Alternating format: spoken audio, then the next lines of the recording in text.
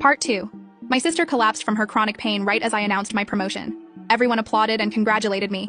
Uncles patting my back, cousins hugging me, my mother with tears of pride in her eyes. The sound of clapping echoed through the dining room, mixed with congratulations and jokes about how I could finally pay my own bills. Uncle Roberto made a joke about me becoming the rich niece of the family, while Grandma was already planning out loud how I could help with her medications. I kept the smile on my face, waving and thanking everyone, but my eyes were fixed on Emma.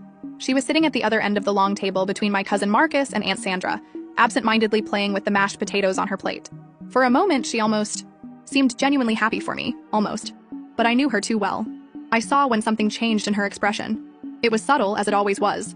A small contraction around the eyes, a slight stiffening of the shoulders.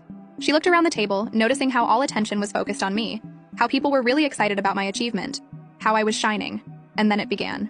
First, she stopped eating. She let her fork drop onto her plate with a low clink that only a few people nearby noticed. Aunt Sandra asked if she was okay, but Emma just shook her head with a forced smile, one of those she used when she wanted to appear brave despite the pain. I continued talking with Uncle Pedro about the details of the promotion, lying shamelessly, about responsibilities I didn't have, and a salary that didn't exist. But part of me was timing it. 3, 2, 1. Like a Swiss watch, she brought her hand to the right side of her abdomen. The first moan was almost inaudible, a low sigh that mixed with the noise of conversations. But Emma knew exactly how to project her voice, so it seemed like she was trying to hide something. My cousin Marcus, who was beside her, stopped in the middle of a story about his new job. "Emma? Everything okay there?" he asked, leaning slightly toward her. "It's nothing," she murmured, but loud enough for at least half the table to hear. Her voice had that specific tone, brave, but with a hint of vulnerability that always melted people's hearts. Just a little pain, and so began the show I had watched so many times before.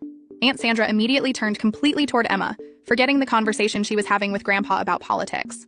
"What kind of pain, dear? Where does it hurt?" Emma curved slightly in her chair, and if you don't want to wait for part 3, you can watch the full story on my YouTube channel.